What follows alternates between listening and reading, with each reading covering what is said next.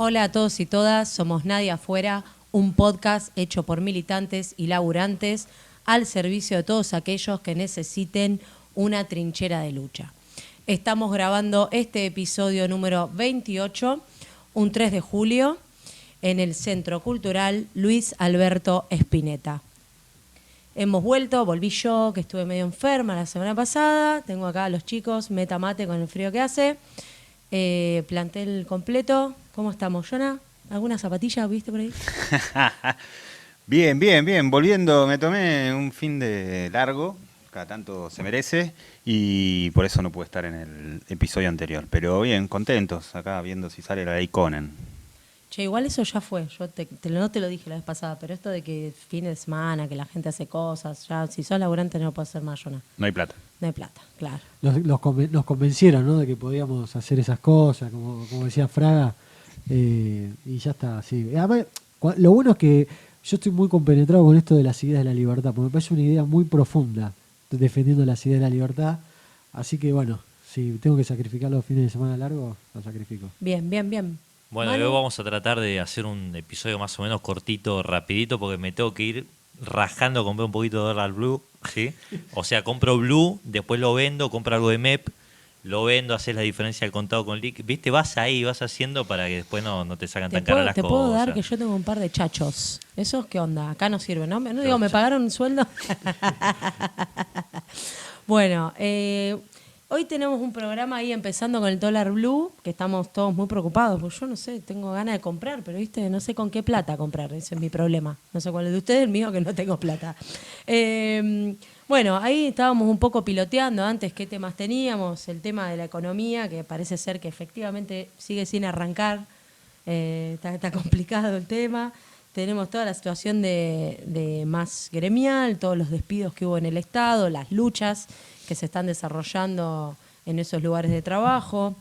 Bueno, un temita con un compañero que tenemos ahí, la docencia en Entre Ríos, y tenemos un tema muy interesante también para charlar a partir de los 50 años de la muerte de Perón, ¿no? Que nos invita ahí también a debatir un poco al campo popular.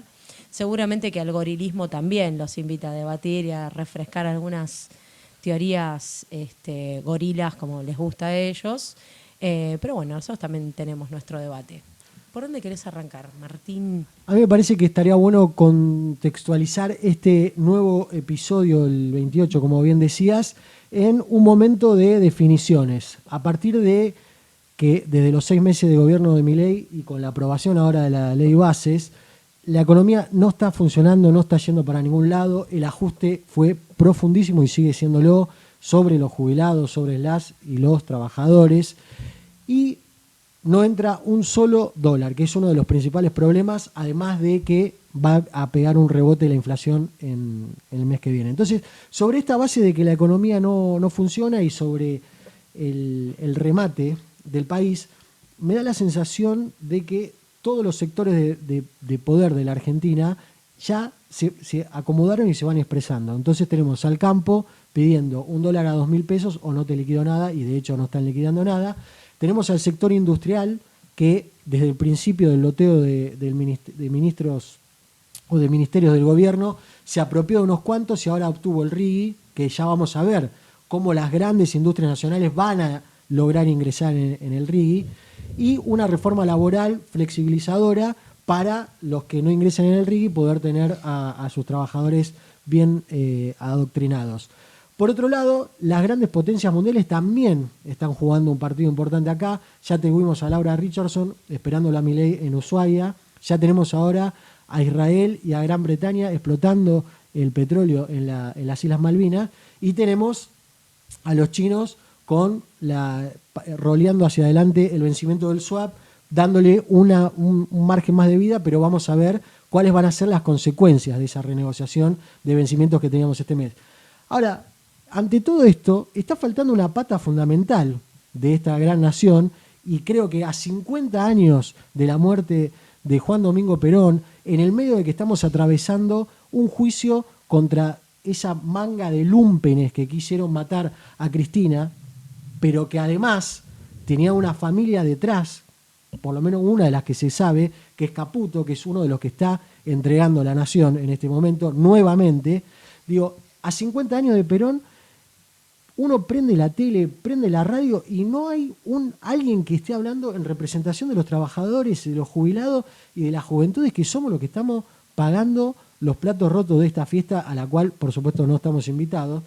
Entonces me parece que es reivindicar la importancia de esta emisión, de este trabajo que estamos haciendo de militancia, como siempre decimos, y desde el lugar de trabajadores y militantes, y aportar ahora sí esto para todos aquellos compañeros y compañeras que perdieron el trabajo, que no están llegando a fin de mes, que tuvieron que pedir nuevas horas extra o buscarse una nueva changa. Vamos a estar tocando, por ejemplo, lo que está pasando con la gente del Hospital Posada, y que vos perdiste el trabajo en el Hospital Posada y prendés la tele y dice, che, ¿va a devaluar o no va a devaluar el gobierno? Y qué sé yo, negro, o sea, me quedé sin trabajo. Entonces, les paso ahora la pelota para que partamos por algún lado, pero reivindicando un poco la función de este podcast tan querido. Arrancó tranqui. Digo, yo medio que dije, bueno, va a ver cómo empezó tranqui. Y él como que, no, pumba. ¿Cómo pasaste el fin de semana, Martín? No, arrancó. Porque él viene, rosquea todo el fin de semana en su cabeza. No, me parece interesante también pensar dónde está el movimiento obrero en función de esta situación que nos atraviesa en términos económicos, que nos atraviesa en nuestro lugar de trabajo. Recién charlábamos un poco y digo, bueno, la docencia, más que comprando dólares, por ejemplo, está viendo qué horas toma para llegar a fin de mes, para pagar el alquiler. Y en eso me parece que también es interesante, más allá de todos los debates que podamos tener en el campo popular sobre el rol del peronismo, su vínculo incluso con el sindicalismo y su vínculo con los y las trabajadoras, me parece que lo interesante también es pensar que en esos dos primeros gobiernos, esos primeros planes quinquenales, esa intención, ¿no? Y ese espíritu de buscar una Argentina independiente de los imperialismos. Me parece que eso, si bien esto lo estoy haciendo una traducción, ¿no?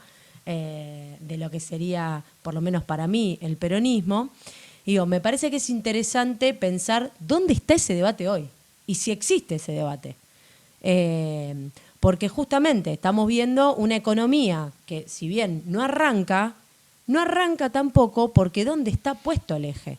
Entonces el eje no está puesto en buscar una Argentina próspera, si querés, una Argentina, ni siquiera digo para todos y todas, digo, ni siquiera lo pongo en esos términos. Digo, lo pongo en términos más, si querés, hasta productivos, hasta el desarrollo de una Argentina industrial, etcétera. Bueno, me parece que hoy ese debate, obviamente, con el gobierno no lo podemos tener porque su intención está hacia la timba financiera, el modelo económico no está pensado para una industrialización. Mucho menos, como hablábamos antes, que a mí me parece lo más interesante o una de las cosas más interesantes del peronismo, que es este traslado de, la producción y las riquezas del campo, trasladarlas a una industrialización, ¿no? Eso me parece que fue uno de los experimentos en la historia argentina más ricos y que después eso no se volvió a repetir. Digamos, el desarrollismo no tiene esas características y las industrias que se fueron desarrollando posteriormente, sobre todo, a la dictadura que vino a terminar con este modelo industrial, me parece que principalmente es con capitales extranjeros. Entonces, bueno, ahora esos capitales extranjeros que no entran, que no están por ningún lado, ni siquiera es que están pensados para una industria, porque justamente están pensados para la timba financiera. Ahora, la pregunta sería, ¿para qué querés industrializar? ¿No? Porque ¿hay países que funcionan sin industria? Bueno, sí, ¿cómo funcionan? Es la pregunta. ¿Tienen independencia sobre su propia economía? La gente, ¿qué trabajos tiene? Porque esto también es todo un debate en el campo popular. Bueno, ¿qué trabajo da la industria? ¿Ya fue eso de ser un laburante metalmecánico y profesional, especializado y tener un sueldo de puta madre? Bueno, para una parte ya fue, para otros pensamos que ese es el camino para que la Argentina salga adelante y podamos, recuperar parte de nuestra independencia y soberanía. Sí, aparte yo creo que es algo que ya hablamos en su momento cuando hablamos del Cordobazo, por ejemplo, y veíamos que las mejores experiencias del movimiento obrero en la Argentina partieron principalmente de contar con una clase trabajadora industrial, fuerte, con buenos salarios, organizada. Entonces, yo creo y digo, la idea que teníamos principalmente para hablar de los 50 años del fallecimiento de Perón, que nos sirva como puntapié para poder discutir esto, ¿no? El modelo argentino productivo, cuál es el que pensamos, o cuál es el que queremos las y los trabajadores. Principalmente por estos últimos debates que vos comentabas, Manu, ¿no? Ya sabemos cuál es el modelo que pretenden las clases dominantes, el modelo que pretende Milei o el que pretendía Macri u otros sectores. ¿Sí? Un modelo en el cual la timba financiera es principal, un modelo agroexportador, digamos, el RIGI está pensado principalmente para que vengan a explotar el litio, para que vengan a terminar de explotar Vaca Muerta y hacer la mierda, y para poner guita en eso, digo, uno de los puntos del pacto, este supuesto pacto de Mayo, si es que se firma o cómo se firma, dice explícitamente que las provincias se comprometan a explotar los recursos nacionales del país, así, lisa y llanamente. Entonces, ¿ese es el tipo de trabajo que queremos en la Argentina? ¿O ese es el modelo económico que pretendemos en la Argentina? ¿El de la explotación de los recursos naturales? Digo, volvemos otra vez a la vieja idea de la división internacional del trabajo, en el que, bueno, hay países que proveen los productos primarios y otros países que los procesan y venden el trabajo industrial. Bueno, no es ese. Tampoco es el modelo, porque me parece que hay sectores que piensan, bueno, un país de servicios, ¿no? Donde venden servicios hacia afuera, la industria del conocimiento, que es sumamente importante, pero que no alcanza solo con eso. Porque si no, creemos que acá podemos ser todos programadores y estamos todos cada uno con una computadorita, programando para otro lado.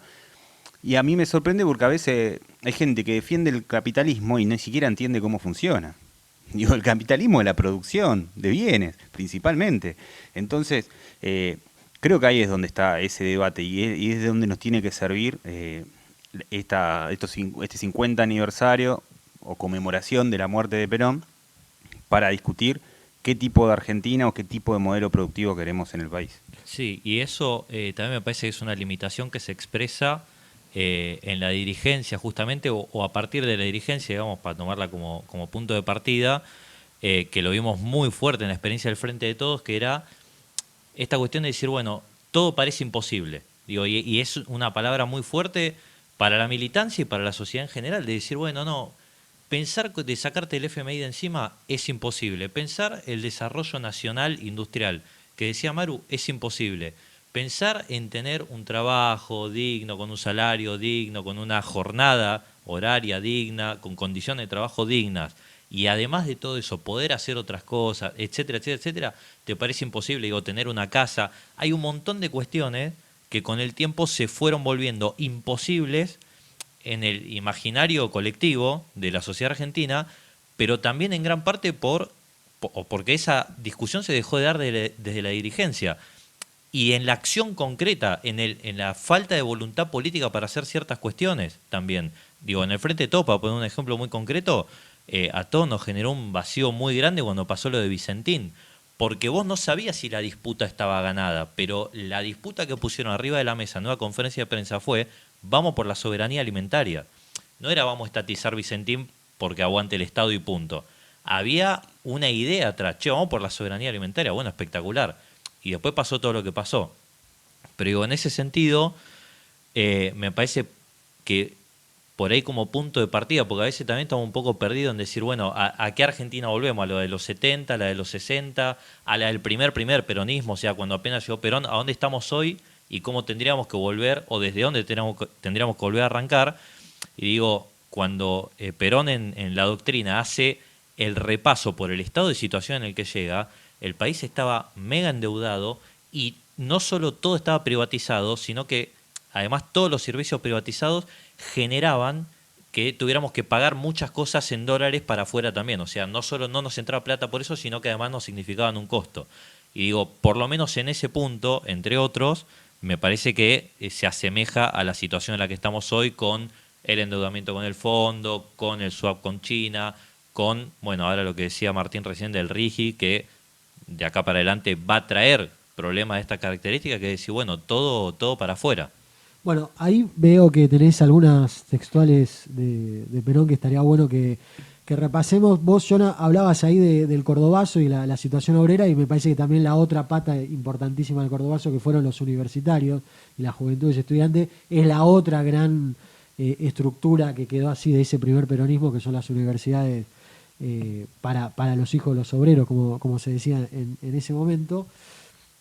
Y me parece que también el peronismo como movimiento de masas ha sido cooptado por sectores de la derecha que empezaron a disputar el sentido mismo del peronismo, porque si nos remitimos a algo básico como es la marcha peronista, hay algunos que esbozan que esto de combatiendo el capital es porque rimaba en la canción, ¿no?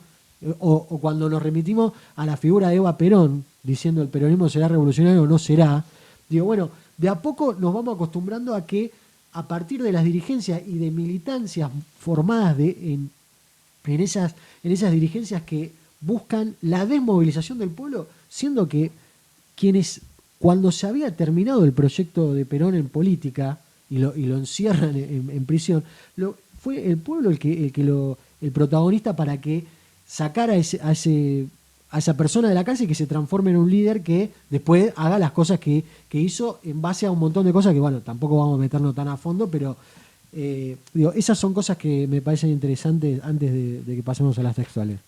Sí, yo las textuales que elegí, digo que siempre es como un tremendo desafío con estas cosas, porque decir, bueno, ¿qué textual vas a elegir de Perón? Como si te tocara hablar de cualquier otro, decir, ¿qué textual elegí de Belgrano, de San Martín, cualquiera de eso, ¿no? Tenés un montón de cosas distintas para ponderar o para discutir, pero en este caso me parece que también en esta época una de las cosas que vemos es esto de el desencanto con la política, de la separación cada vez más marcada entre la dirigencia y el pueblo.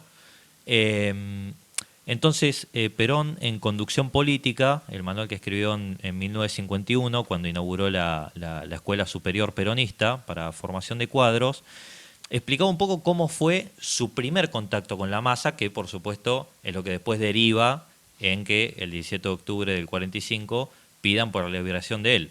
Bueno, como se sabe, él antes estaba en la Secretaría de Trabajo y Previsión, y entonces dice, la primera regla que cumplí fue decir la verdad y actuar sincera y lealmente, porque sabía que la masa estaba descorazonada por la falta de sinceridad y lealtad, y por la mentira permanente con que habían procedido los que habían actuado antes que yo. Les prometían todo y no les daban nada. Entonces yo empleé un sistema distinto que fue no prometer nada y darles todo. En vez de la mentira, decirles la verdad.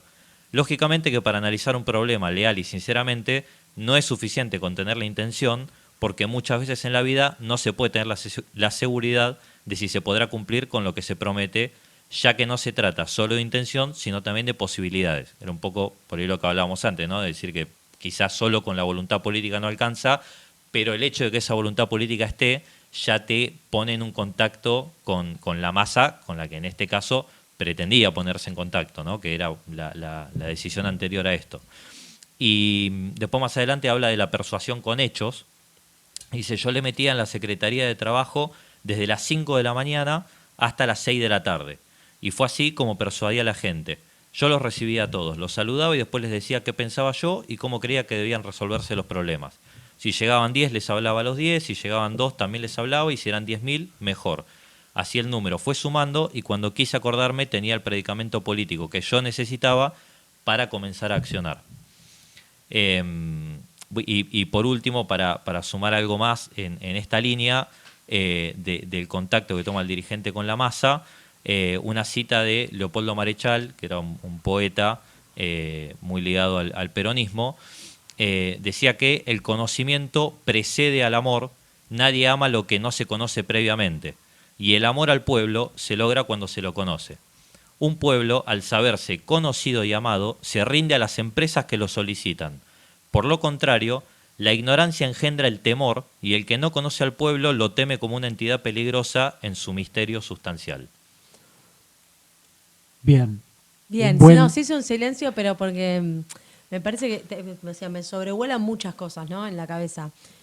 Por un lado, antes de que empieces a leer, yo pensaba, bueno, hay una parte de las conducciones de los partidos del sistema, si querés, y digamos, sobre todo del amplio movimiento que implica el peronismo, ¿no? Porque también algo que decía Martín, digo, bueno, sobre la figura de Perón y sobre la figura de Eva Perón se han construido distintas identidades políticas.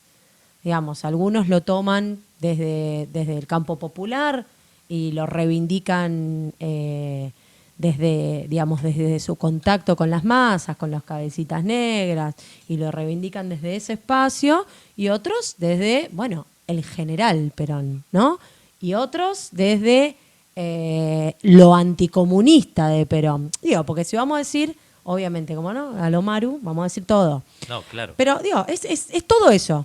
Digo, entonces, por eso también se hace muy difícil discutir, no solo hoy, sino incluso en términos académicos y en términos generales, sobre Perón y lo que después es el peronismo, que son dos cosas distintas. Y después, obviamente que están las tergiversaciones, las utilizaciones políticas de distintos sectores. Digo, porque no es lo mismo leer hoy que dice la Cámpora sobre Perón que leer lo que dice, no sé, el PJ de no sé, Jujuy. Uy, sí, Me pensé en robaste las ese, palabras, pero boludo. sí. Digo, no es lo mismo. Y algunos podrían decir, incluso compañeros, compañeras que nos escuchan, che, ¿por qué están hablando de peronismo? Usted, por lo menos yo, ¿no? Vos no eras marxista, leninista, movista. Sí, claro, soy marxista, leninista, movista. Y me parece que en la Argentina nos toca tener una lectura sobre el peronismo que tiene que ser muy clara.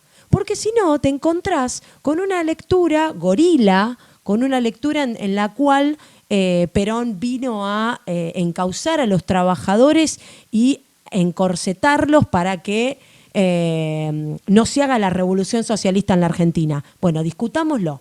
También es verdad que el peronismo se da en un contexto de una, digamos, de una guerra mundial, etcétera, y sobre todo, y también hay que decirlo, con la existencia del socialismo en la URSS. Y con un proceso en China ahí, digamos, y todo un mundo que tenía otras características y donde efectivamente una parte de las clases dominantes de la Argentina estaba recagado. ¿Por qué? Porque los sectores populares y los trabajadores y trabajadoras estaban organizados. Entonces esto, por ejemplo, yo lo pienso cada vez que doy, ¿no? Peronismo me encanta, es un tema que amo dar. Siempre pienso y digo, bueno, ¿cómo les traslado a los pibes algo que ellos conocen desfigurado del peronismo? Porque hoy ser peronista es ser un cuca, ser caca, mierda. Digo, y los que nos encontramos en el campo popular decimos, bueno, son compañeros. Y cómo reivindicamos todo ese armado. Y es, yo creo, pensando principalmente cómo se desarrolla el peronismo y de dónde sale. Porque si no, nosotros pensamos que Perón fue Perón porque le pintó a Perón hacer lo que hizo. Y no, Perón es expresión del momento histórico en el que se encuentra. Obviamente, alguien del radicalismo no hubiera hecho eso, porque de hecho no lo hicieron. Hicieron otras cosas. Pero bueno, de esto hay para hablar, chicos, mamá. No, yo para sumar algo ahí, me parece dejar dos cositas. La primera, Scioli diciendo, yo soy peronista y libertario.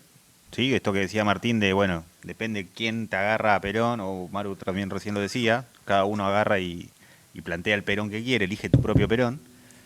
Y el otro día, no sé si fue la oficina del presidente, o no sé cuál de las cuentas de Twitter esta que andan dando vuelta, sacaron un fragmento de Perón hablando en contra del déficit, ¿no? Retuiteado por Milei. Retuiteado por Milei. Como diciendo, mirá, Perón planteaba que no había que tener déficit, nosotros no estamos teniendo déficit, sí, supuestamente. Este es el camino, mirá, hasta Perón lo decía. Bueno, eso es súper sacado de contexto.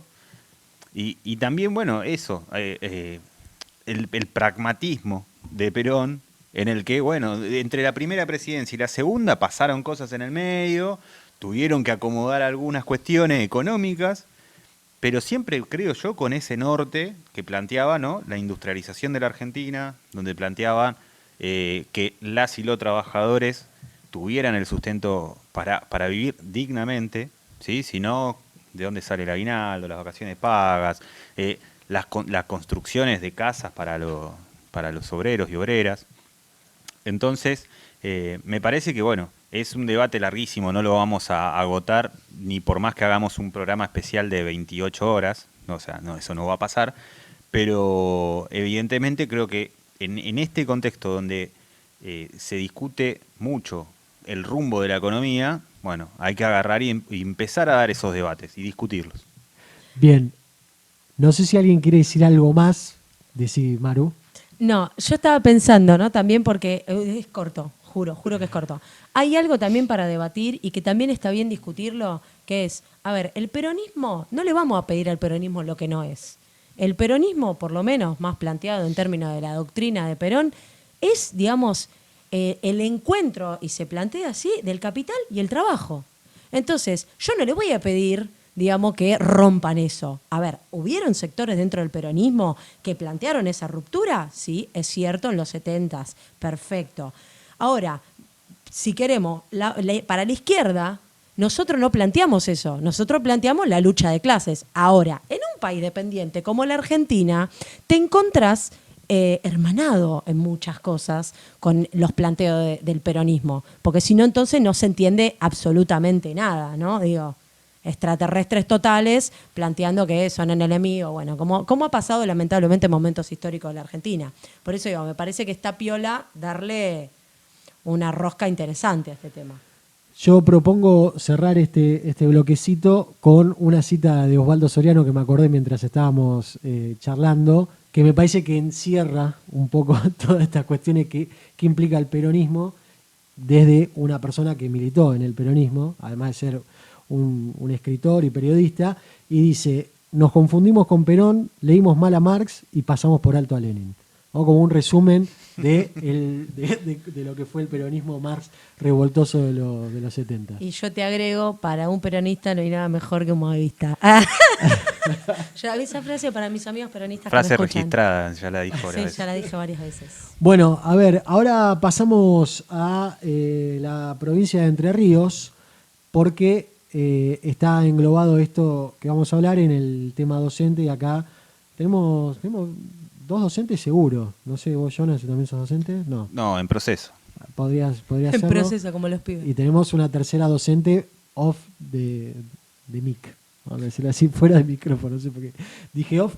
Metámonos en docencia y Entre Ríos, Manu.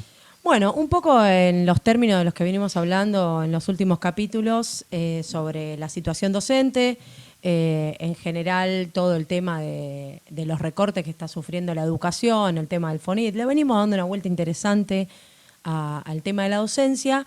En particular, hoy se suponía que tenía que tratarse el tema de la ley, digamos, que implicaba una reforma, digamos, sobre lo que sería la esencialidad de la educación y etcétera.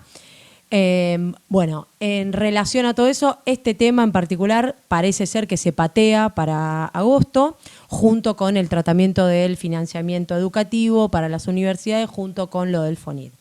En este cambalache, ¿no?, que implica la situación docente y de la educación y sobre el financiamiento de la educación y las obras públicas y etcétera, estuvimos charlando con el compañero Esteban Gamarra, que es un viejo amigo, un querido amigo, que es el secretario del departamento de Colón, del sindicato AGMER, que es el sindicato, digamos, de base de la docencia de la CTA y de la CETERA en la provincia de Entre Ríos. Hay que decir que los compañeros en este momento están gobernados por Rogelio Frigerio, que efectivamente está teniendo una política de ajuste, que ahí nos va a contar un poco el compañero. El gobierno de Frigerio viene apoyando las políticas nacionales, entre ellas destitución del FONIT de nuestro salario, como también apoya la iniciativa de declarar a la educación como servicio esencial. Mientras tanto, acá en la provincia tuvimos paritarias que han ido a la baja, con apriete a los compañeros y a las compañeras de que iban a hacer descuentos y que no íbamos a tener ningún aumento hasta mitad de año. Por lo tanto, estamos casi 20 puntos por debajo de la inflación y el salario mínimo testigo de un docente está en 350.000 pesos.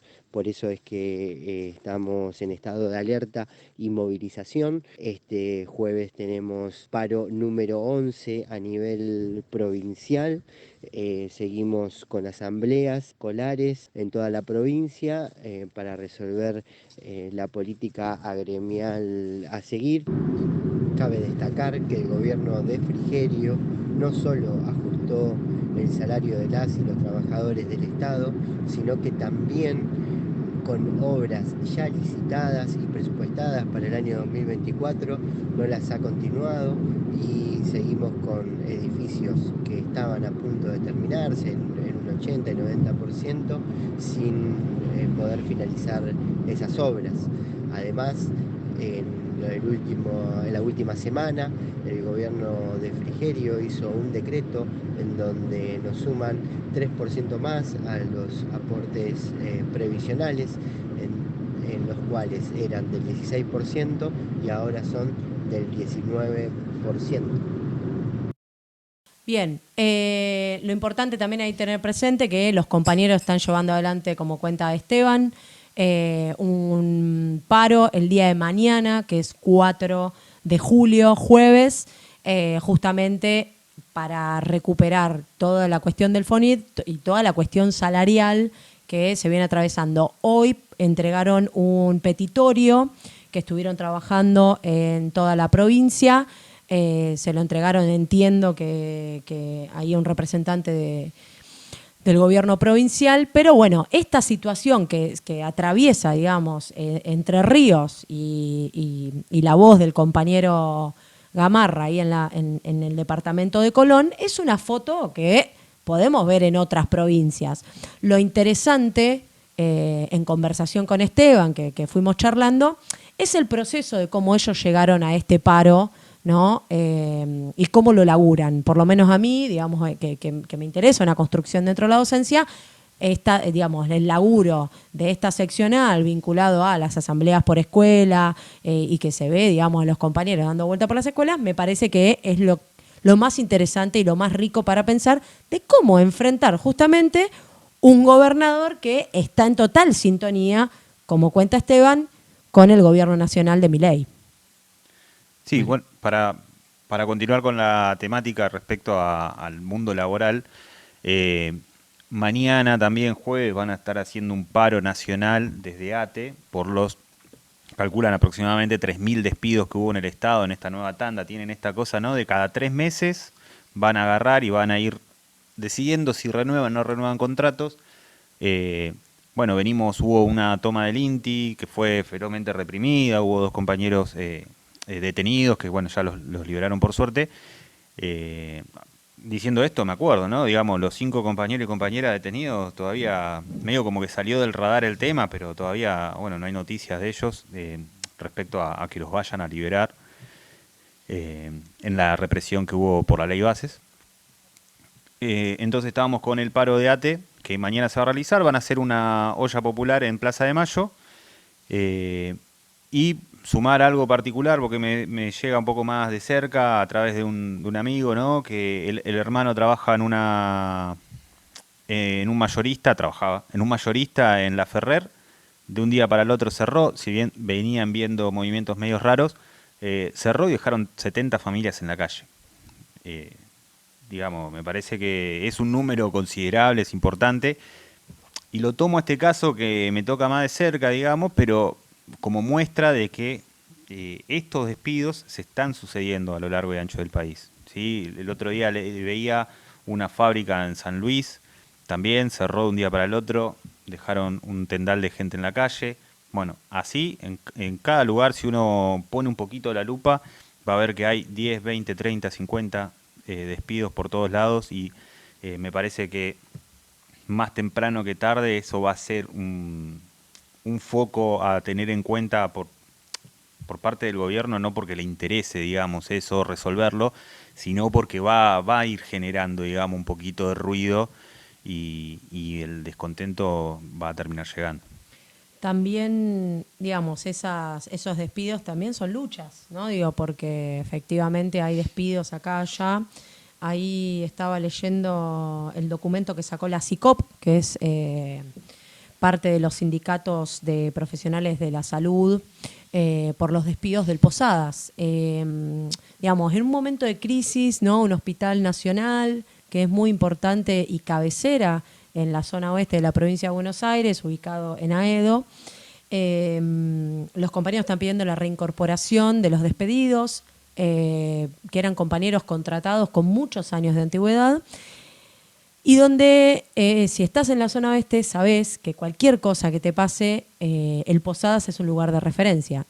En ese sentido desarticularon, digamos, el área de emergencia, endocrinología, obstetricia, psicología, digamos, un montón de arterias claves dentro de un hospital, que aparte, hay que decirlo, los hospitales también son parte de los que atajan los conflictos y toda digamos, los problemas sociales, igual que en las escuelas. Digamos, cuando vos no dejás de pagar la prepaga, porque también está pasando eso, muchos compañeros que se quedan sin laburo también se quedan sin prepaga, sin obra social. ¿A dónde carajo se van a ir a atender? Bueno, se van a atender a estos hospitales y se encuentran con que falta no solo insumos, ahora están despidiendo trabajadores de la salud.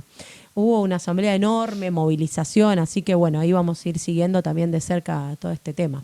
Manu, vos tenías ahí anotado unos números en comparación que tiene que ver con eso, con un poco todo este contexto de marzo del año pasado y marzo de este año. Sí, porque en el medio de lo que estábamos hablando, esta cuestión de decir, bueno, qué es la economía o al menos cuáles son los números en los que nos vamos a enfocar, si vamos a estar mirando el dólar blue, el dólar MEP, si entra o no entran dólares, que por supuesto es importante, pero en el medio de eso, de hablar de ciertas cosas, dejamos de hablar de otras y, por ejemplo, de marzo del año pasado a marzo de este año, la pobreza pasó del 38% al 55%, del 38 al 55, son 17 puntos más, y dentro de ese 55% de pobreza, estoy hablando, repito, a marzo, o sea, estamos ahora en julio, esto debe ser peor, la indigencia pasó de marzo del año pasado 8,3 a 18,5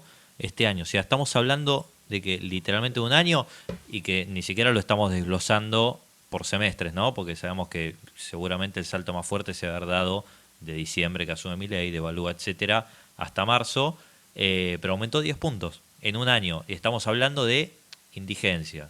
Recordábamos siempre, pero bueno, igual ya lo sabe todo el mundo, que indigencia es no podés cubrir las necesidades básicas. Entonces digo, como para ponerle el número concreto, también a esta situación que ahora se le suman los despidos, que hay una nueva devaluación en puerta, etcétera, etcétera.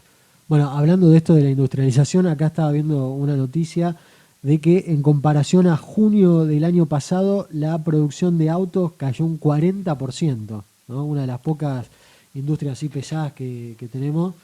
Hoy escuché a un empresario pyme también diciendo que por los números que tienen ellos, viste, hay un montón de cámaras pymes distintas, esta no me acuerdo de cuál era, pero que el número que tenían ellos es que en estos 6 meses de gobierno ya cerraron la misma cantidad de empresas que en todo el macrismo, que fue el momento donde se dio lo que se llamó el tercer industricidio, el primero en la dictadura, el segundo en el menemismo, el tercero el macrismo.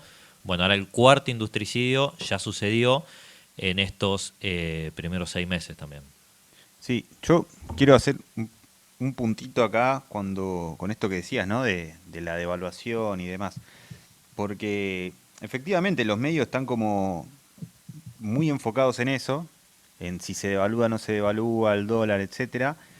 Y también, obviamente, están los sectores que están presionando para que eso suceda. Y a mí me parece que, hoy Martín decía, ¿no? Digo, el que se quedó sin laburo, ¿qué le importa eso, digamos, si el riesgo país pasó los 1.500 puntos? Porque me quedé sin laburo, no tengo para comer.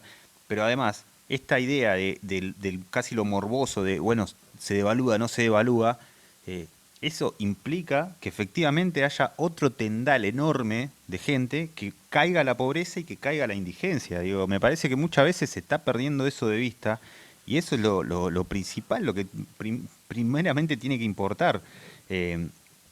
Digo, una vez lo dije, creo, en otro de los episodios, uno lo mira capaz desde tener la panza llena de que está en la casa, de que tiene un laburo, por suerte no tenemos laburo, todos los principios de mes tenemos un sueldo, pero efectivamente cuando uno mira y dice, che, si devalúan al gobierno le va a ir peor y mejor, se va a ir más temprano. Y el tema es que hay un montón de gente que la está pasando para la remierda. Y ahí es donde empieza a ser cada vez más difícil, digo. Bien, y ahí lo saco un poco de libreto. ¿Cómo le gusta esa? ¿Cómo le gusta? ¿Cómo sale esa? Porque mientras algunos agentes de esta mesa van pensando el marudaje, lo saco un poco de libreto porque parte de las herramientas que tenemos como clase trabajadora es la lucha, ¿no?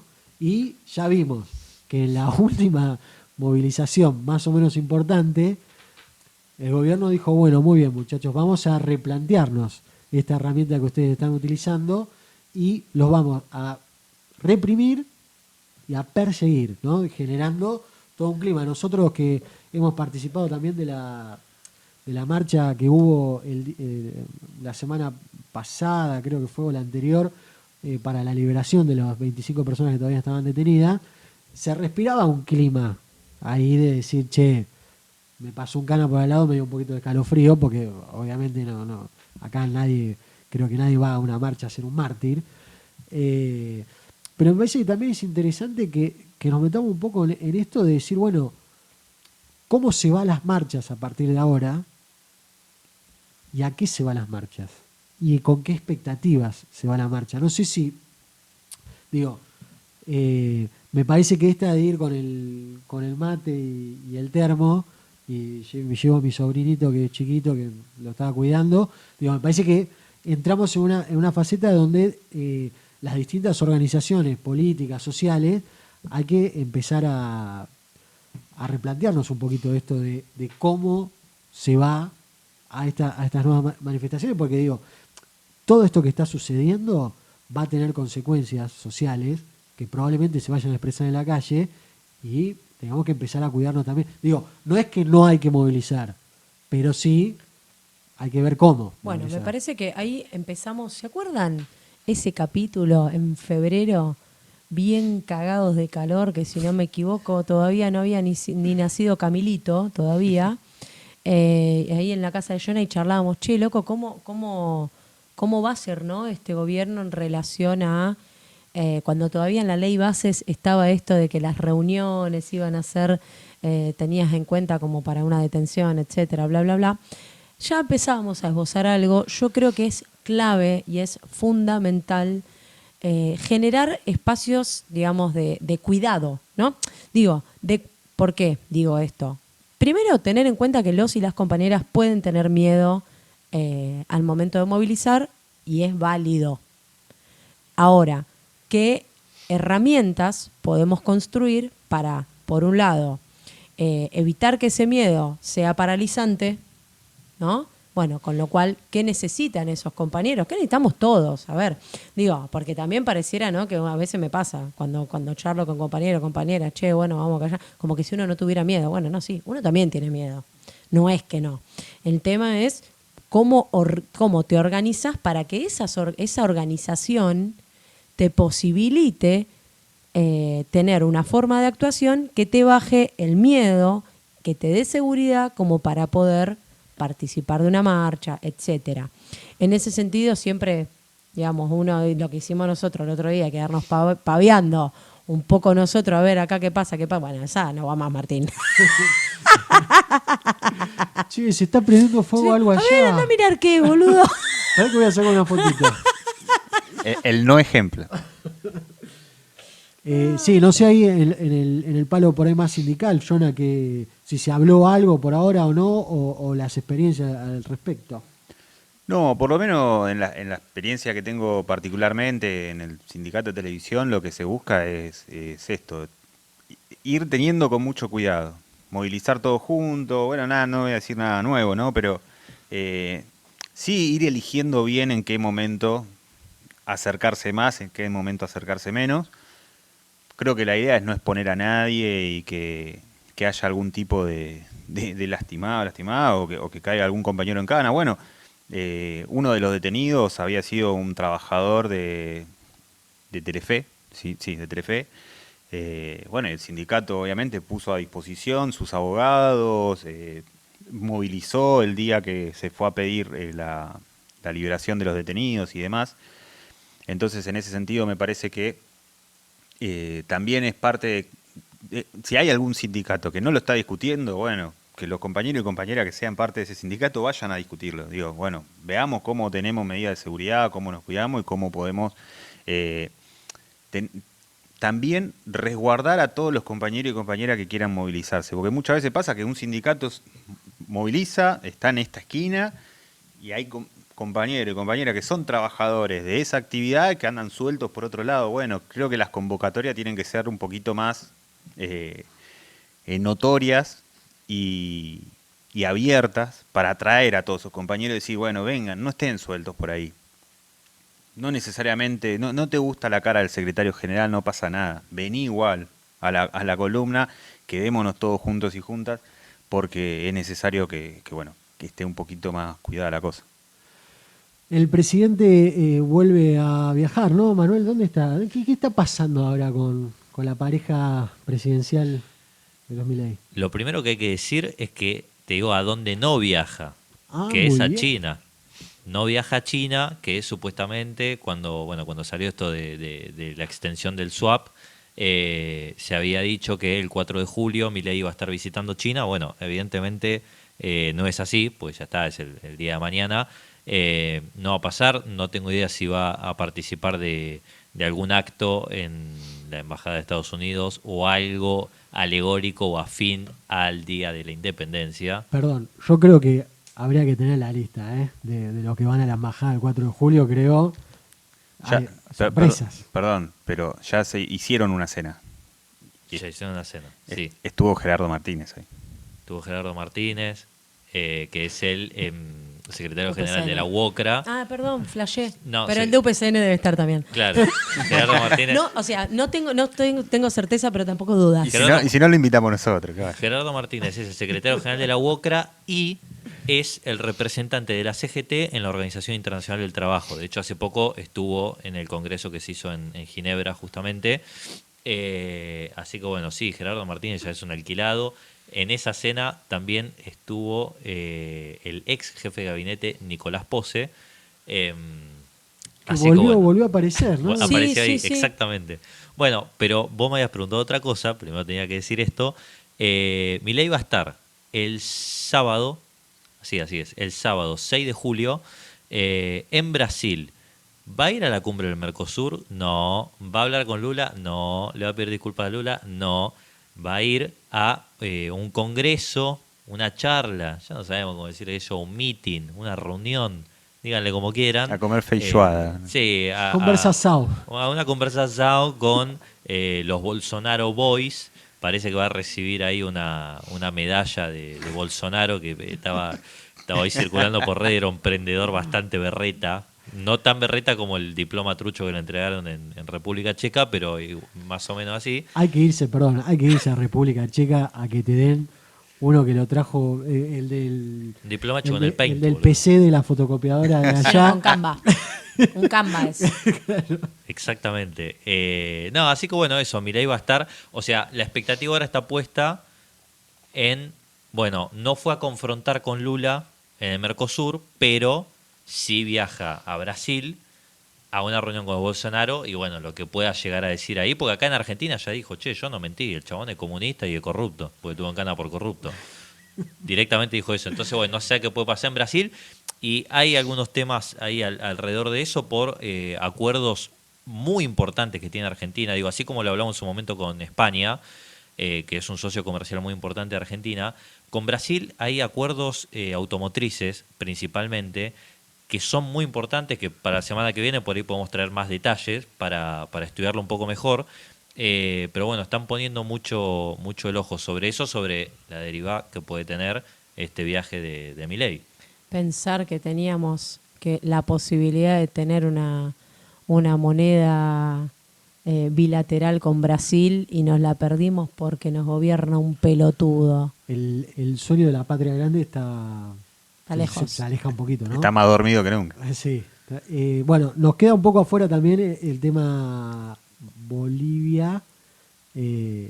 Porque también los compañeros bolivianos, Querías una cuando interna. hay interna en Bolivia, tenés. hay interna en Bolivia. Otra que Cristina poniendo carita.